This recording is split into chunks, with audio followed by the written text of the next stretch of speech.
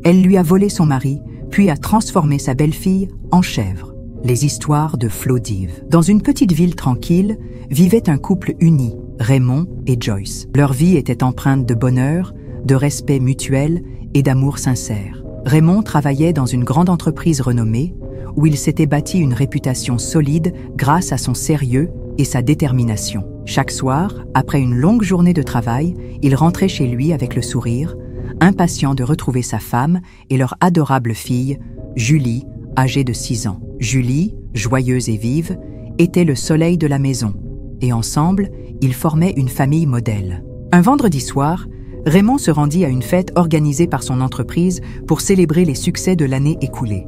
C'est là qu'il fit la connaissance de Linda, une nouvelle collègue qui venait tout juste d'intégrer l'entreprise.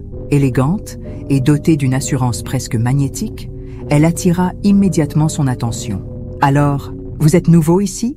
demanda Linda avec un sourire charmeur en approchant son verre du sien pour trinquer. Raymond, légèrement surpris par sa familiarité, répondit avec courtoisie. « Pas vraiment, je travaille ici depuis plusieurs années. Mais vous, en revanche, je ne crois pas vous avoir déjà vu. » Linda éclata d'un rire léger, comme si elle avait attendu cette réplique. « Oh, moi, je viens tout juste d'arriver. J'ai entendu beaucoup de bien sur vous, Raymond. Vous avez l'air d'être quelqu'un de très apprécié ici. » Le compliment, bien que subtil, flatta Raymond. Ils engagèrent rapidement une conversation animée, parlant de tout et de rien. L'entente fut immédiate, presque naturelle. Les jours suivants, Linda s'arrangea pour croiser Raymond plus souvent au bureau. Elle lui proposa des échanges professionnels sous prétexte de mieux comprendre certains projets, puis suggéra des rencontres informelles pour discuter de leurs idées. « Ce serait dommage de ne pas profiter de ton expérience », lui disait-elle souvent avec sourire. Un soir, après une journée particulièrement chargée, Linda l'invita à dîner dans un restaurant près du bureau. « Juste pour parler du projet dont on a discuté ce matin », précisa-t-elle. Raymond hésita un instant. Il pensa à Joyce, qu'il attendait probablement à la maison avec Julie. Mais il se dit que cela ne prendrait que quelques minutes et qu'il pourrait toujours rentrer tôt. « D'accord, mais vite fait », répondit-il enfin, tentant de masquer son embarras. Ce rendez-vous marqua le début d'une série de rencontres régulières.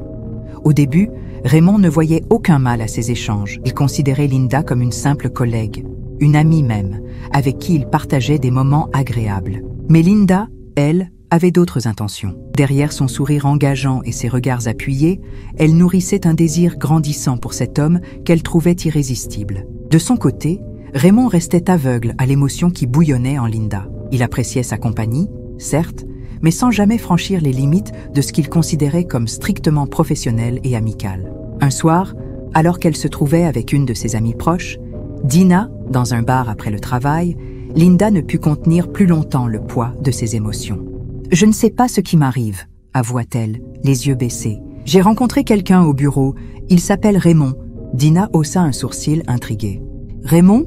Le même Raymond qui est marié ?» Linda hocha la tête, visiblement embarrassée. « Oui, je sais que c'est compliqué, mais je ne peux pas m'en empêcher. Je suis tombée amoureuse de lui.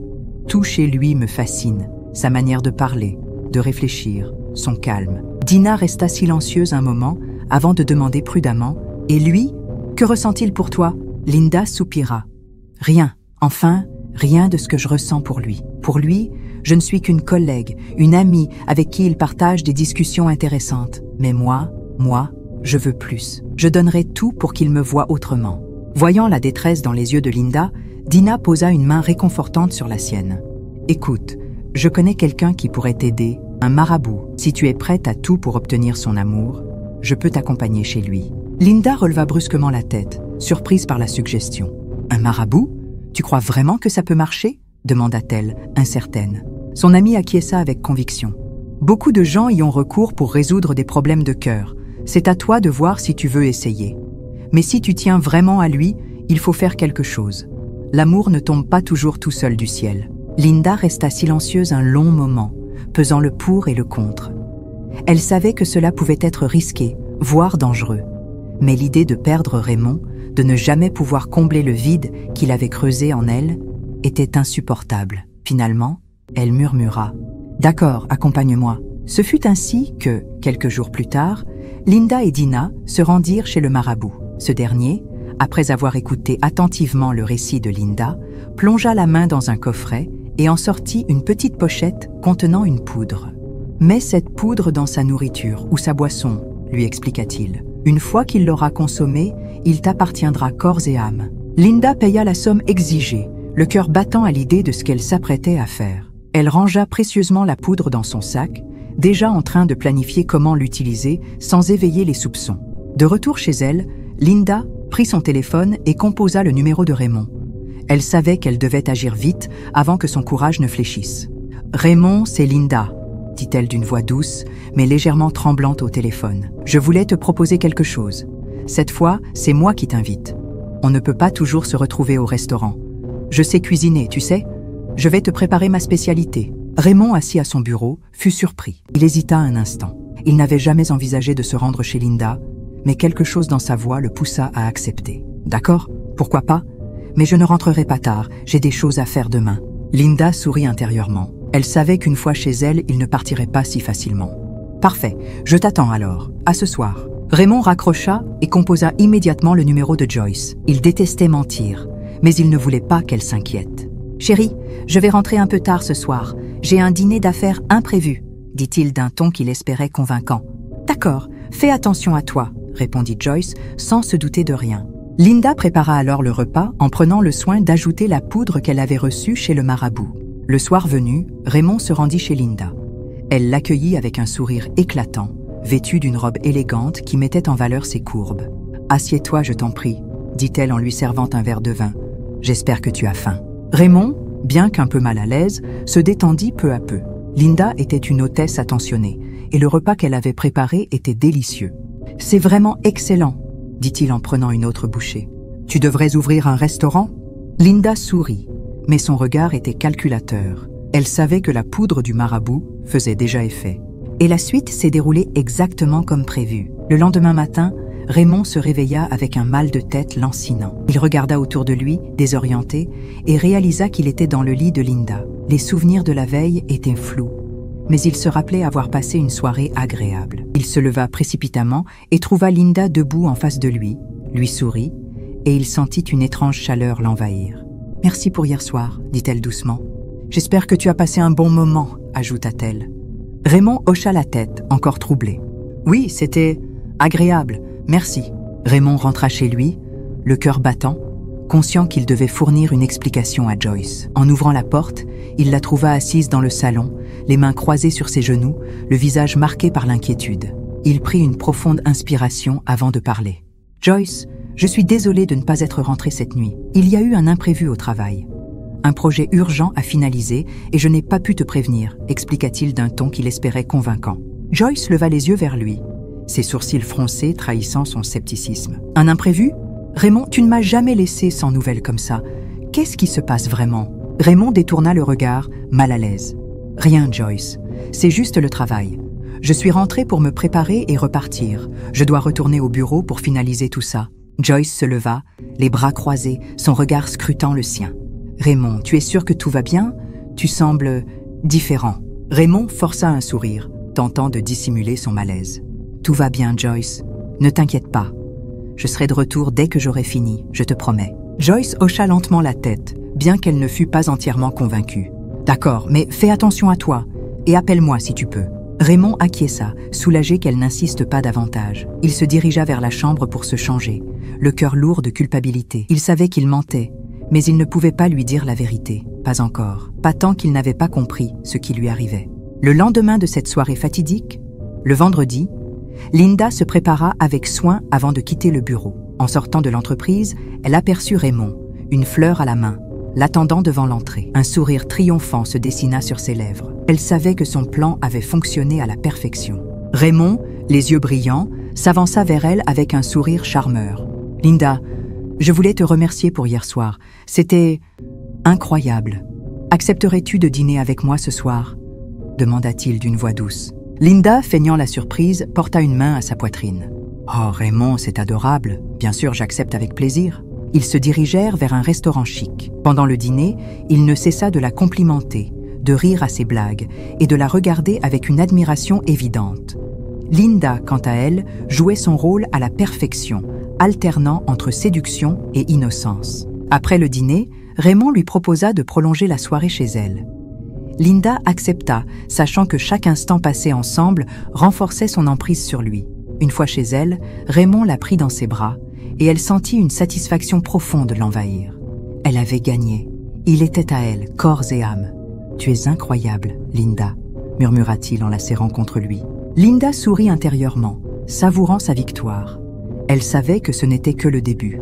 Raymond était désormais sous son contrôle, et elle comptait bien en profiter. Ce soir-là, ils dînèrent à nouveau chez Linda, et cette fois, Raymond ne résista pas à l'envie de rester plus longtemps. Raymond savait que c'était mal, mais il ne pouvait pas s'en empêcher.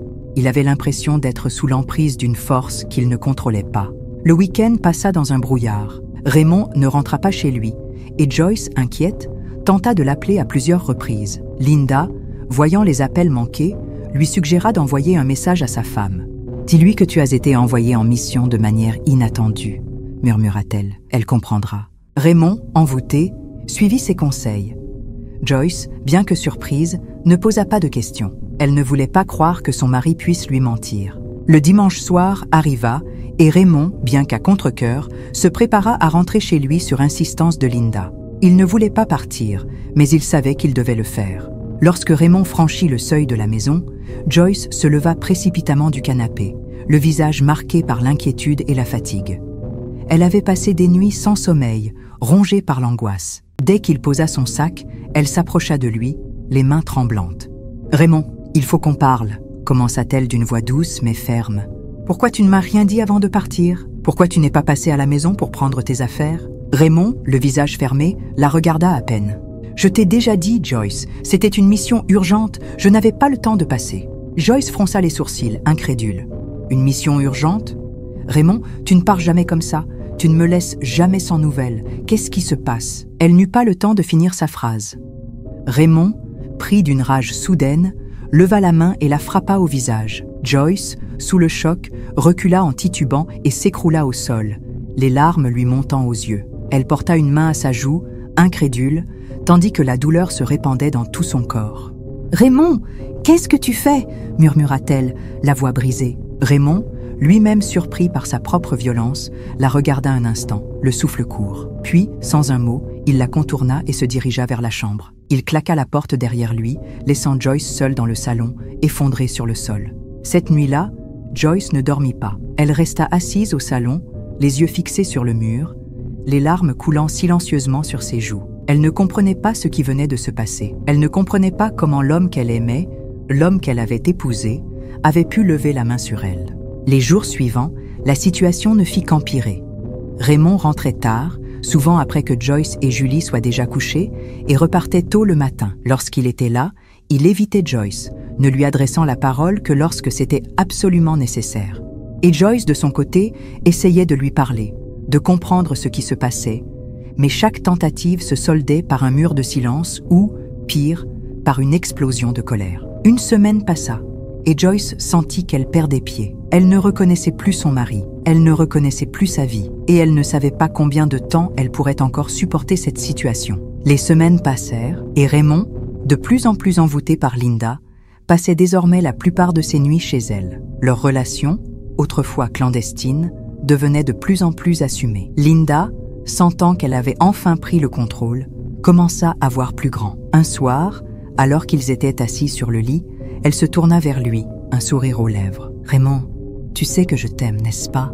murmura-t-elle. Raymond hocha la tête, le regard perdu dans le vide. « Oui, je le sais. » Linda se redressa légèrement, ses yeux plongés dans les siens. « Alors pourquoi rester avec Joyce ?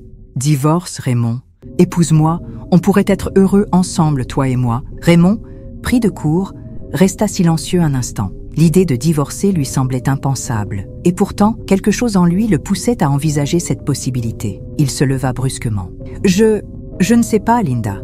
C'est compliqué. » Linda se leva à son tour et s'approcha de lui. « Compliqué ? Pourquoi ? Tu ne l'aimes plus, Raymond. Admets-le, tu passes tout ton temps avec moi. Tu ne rentres plus chez toi. Qu'est-ce qui te retient ?» Raymond resta silencieux, mais au fond de lui, il savait qu'elle avait raison. Il ne se sentait plus heureux avec Joyce. Il ne se sentait plus lui-même. Et Linda lui offrait quelque chose qu'il n'avait jamais connu auparavant. Pendant ce temps, Joyce, désespérée, décida de convoquer une réunion familiale. Elle invita quelques membres de la famille de Raymond, ainsi que ses propres parents, espérant qu'ensemble, ils pourraient comprendre ce qui se passait. Lorsque Raymond arriva, il ne s'assit même pas. Il resta debout, le visage fermé, les bras croisés. « Pourquoi m'avez-vous fait venir ?» demanda-t-il d'un ton sec. Joyce, les larmes aux yeux, s'avança vers lui. « Raymond, s'il te plaît, assieds-toi. On veut juste comprendre ce qui se passe. Pourquoi tu es si distant? Pourquoi tu ne rentres plus à la maison ?» Raymond la regarda un instant, puis lâcha froidement. « Je veux divorcer. » Un silence s'abattit sur la pièce. Les membres de la famille échangèrent des regards incrédules. Joyce, sous le choc, recula d'un pas. « Quoi? Raymond, de quoi tu parles ?» Raymond ne répondit pas. Il se tourna vers la porte et sortit, laissant derrière lui un silence assourdissant. Jordan, le jeune frère de Raymond, se leva précipitamment et courut après lui. Il le rattrapa près de sa voiture, le visage rouge de colère et d'incompréhension. « Raymond, attends, qu'est-ce que tu racontes? Pourquoi tu veux divorcer ?» Raymond se tourna vers lui, le regard froid. « J'ai trouvé une nouvelle femme, Jordan. Joyce ne me convient plus. » Jordan resta bouche bée, incapable de répondre. Raymond monta dans sa voiture et démarra en trombe, laissant son frère planté là, sous le choc. À l'intérieur dans la maison, Joyce s'effondra en larmes. Les membres de la famille tentèrent de la consoler, mais elle était inconsolable. Elle ne comprenait pas ce qui venait de se passer. Elle ne comprenait pas comment son mari, l'homme qu'elle aimait, avait pu lui faire ça. Un soir, Raymond rentra chez lui, le visage rouge de colère. Il claqua la porte derrière lui, faisant sursauter Joyce, qui était assise dans le salon, les yeux rougis par les larmes. Elle se leva précipitamment. « Raymond, qu'est-ce qui se passe ?» demanda-t-elle d'une voix tremblante. Raymond ne répondit pas. Il se dirigea vers la chambre, ouvrit brutalement les tiroirs de Joyce et commença à jeter ses affaires dans la cour. Joyce, paniquée, se précipita derrière lui. « Raymond, arrête! Qu'est-ce que tu fais ?» cria-t-elle en tentant de ramasser ses vêtements éparpillés. Raymond se tourna vers elle, les yeux remplis d'une rage qu'elle ne lui avait jamais vue. « Tu n'as plus rien à faire ici, Joyce. Prends tes affaires et pars. » Joyce, sous le choc, recula d'un pas. « Raymond, s'il te plaît, parle-moi.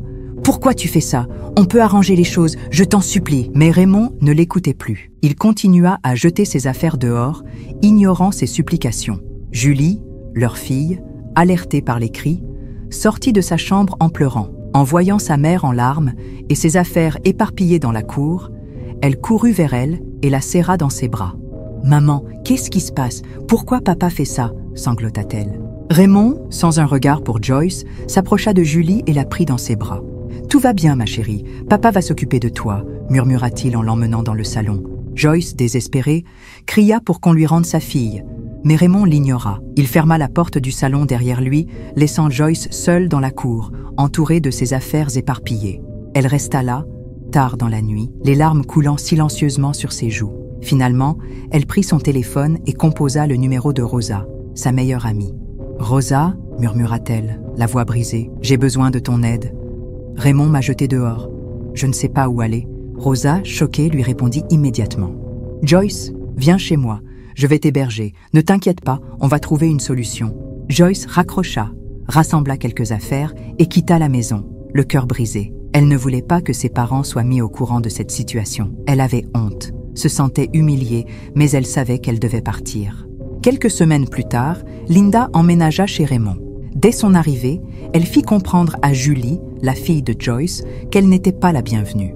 Elle commença à la maltraiter, la réprimandant pour des choses insignifiantes, la privant de jouets ou de nourriture. Julie, trop jeune pour comprendre, restait toujours calme, mais pleurait en silence, regrettant l'absence de sa mère. Raymond, aveuglé par son obsession pour Linda, ne voyait rien.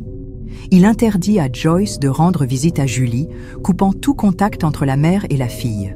Joyce, de son côté, sombrait dans le désespoir. Elle passait ses journées à pleurer, se demandant comment sa vie avait pu basculer aussi brutalement. Linda, de plus en plus frustrée par la présence de Julie, cherchait désespérément un moyen de s'en débarrasser. Elle savait que Raymond ne laisserait jamais partir sa fille, malgré ses nombreuses tentatives pour le convaincre de l'envoyer chez Joyce. Un soir, après une énième dispute avec Raymond à ce sujet, Linda prit une décision radicale.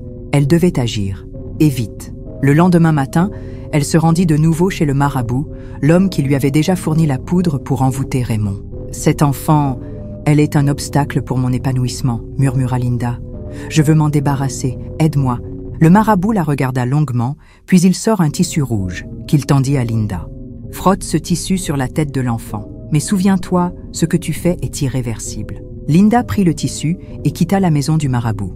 De retour à la maison, Linda attendit que Raymond parte au travail. Une fois seule avec Julie, elle l'appela d'une voix douce mais ferme. « Julie, viens ici ma chérie, j'ai quelque chose pour toi. » La petite, innocente et confiante, s'approcha de Linda. « Qu'est-ce que c'est, tata Linda ?» demanda-t-elle de sa petite voix. Linda la fixa longuement, un sourire froid aux lèvres. Puis, sans prévenir, elle leva la main et frotta le tissu rouge sur la tête de l'enfant. Julie, surprise, voulut reculer, mais son corps ne répondait plus. Une étrange sensation l'envahit, puis tout changea. Julie sentit ses membres se déformer, ses bras et ses jambes se transformèrent en pâte, et sa peau se couvrit d'une fourrure. Elle voulut crier, mais sa voix n'était plus qu'un bêlement. Elle était à 4 pattes, incapable de bouger.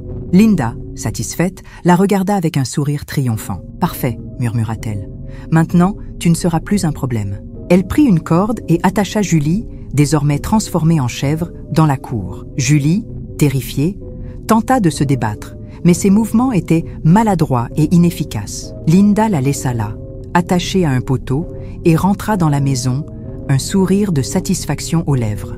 Raymond rentra du travail, l'esprit préoccupé. « Julie, où es-tu, ma chérie ?» Le silence lui répondit. Il fronça les sourcils et se dirigea vers la cuisine où Linda était en train de préparer le dîner. « Linda, où est Julie ?» demanda-t-il d'un ton sec. Linda leva les yeux vers lui, un sourire calme aux lèvres. « Oh, Joyce est passée la prendre tout à l'heure. Elle a dit qu'elle voulait passer du temps avec elle. » Raymond resta figé, incrédule. « Quoi ? Qu'est-ce que tu dis ? Joyce est venue ici ? Pourquoi tu l'as laissé prendre Julie sans me prévenir ?» Linda haussa les épaules, feignant l'innocence. « Raymond, c'est sa mère. Je ne pouvais rien faire. Elle a insisté et je ne voulais pas créer de conflit. » Raymond serra les poings, sentant une colère sourde monter en lui. « Tu aurais dû m'appeler, Linda.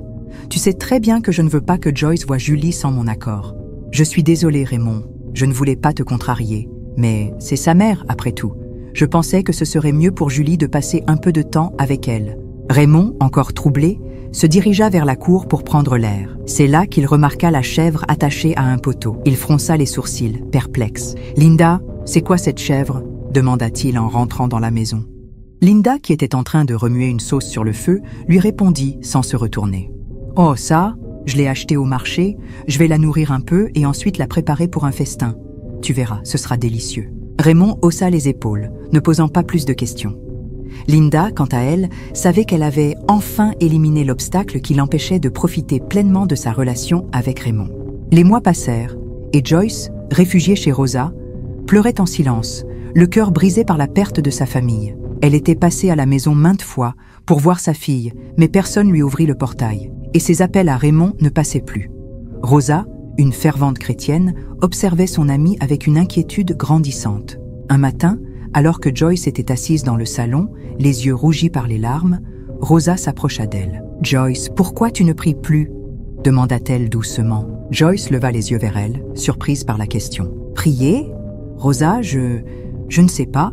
Depuis la naissance de Julie, j'ai arrêté d'aller à l'église. J'ai abandonné ma vie de prière. Je pensais que je pouvais tout gérer toute seule. » Rosa secoua la tête, le regard empreint de compassion. « Joyce, tu ne peux pas tout gérer toute seule. Dieu est toujours là pour toi, même dans les moments les plus sombres. Tu dois renouer avec lui, tu dois prier. » Joyce baissa les yeux, honteuse. « Je ne sais pas si je peux encore prier, Rosa.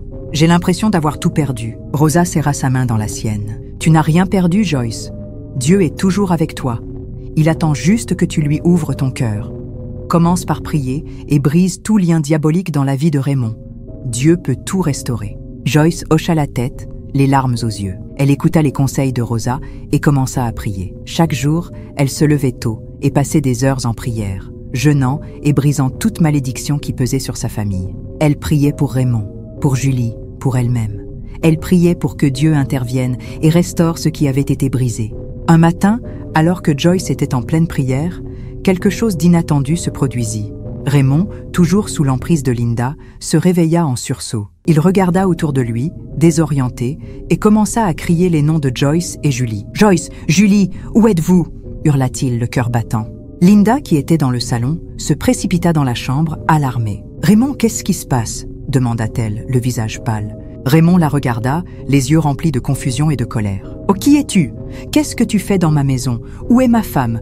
Où est ma fille ?» Linda, prise de panique, recula d'un pas. « Raymond, c'est moi, Linda. Tu ne te souviens pas ?» Raymond secoua la tête, de plus en plus confus. « Linda?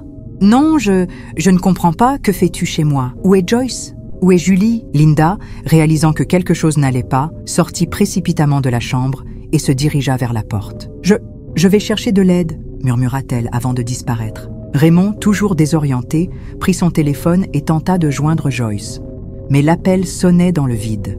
Désespéré, il appela les membres de sa famille, espérant qu'ils pourraient lui donner des réponses. « Joyce n'est pas avec vous ?»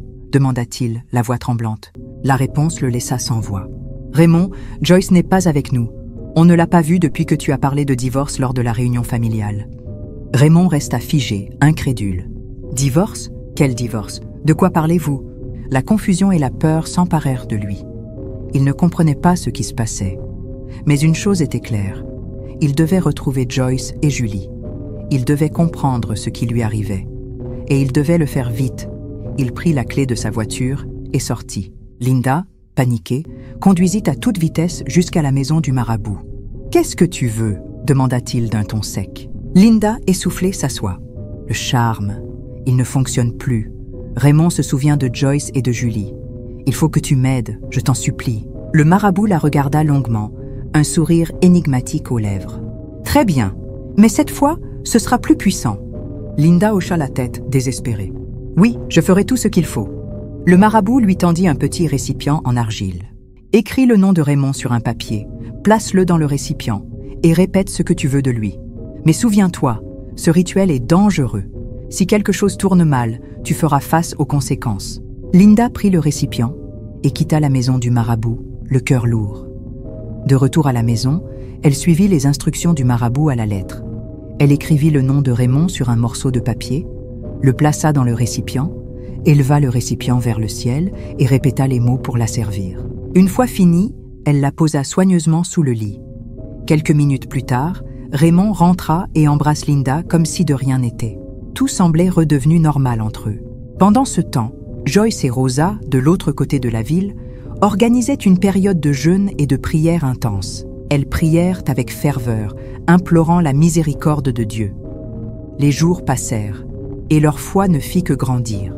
Le lendemain de la fin des 21 jours de prière, quelque chose se produisit. Raymond, assis dans le salon, commença soudain à crier de nouveau les noms de Joyce et Julie. Linda, dans la chambre, entendit ces appels et se précipita pour prendre le récipient. Elle l'éleva vers le ciel et répéta les mots pour asservir Raymond.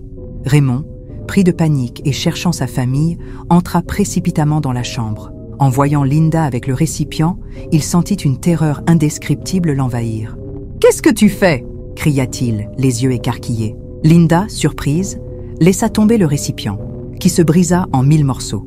Elle commença à crier et à rire de manière démoniaque, ses yeux roulant dans leurs orbites. Raymond, terrifié, la suivit alors qu'elle courait hors de la maison. Arrivé dans la cour, il vit la chèvre attachée au poteau qui commença à se transformer au même moment, sous ses yeux incrédules.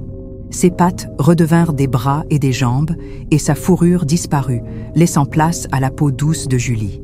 Raymond, les larmes aux yeux, courut vers elle et enleva la corde de son cou. « Julie, ma chérie, qu'est-ce qu'ils t'ont fait ?» murmura-t-il, la voix brisée. Julie, en larmes, se jeta dans ses bras. « Papa, j'ai eu si peur. » Raymond la serra contre lui, le cœur brisé.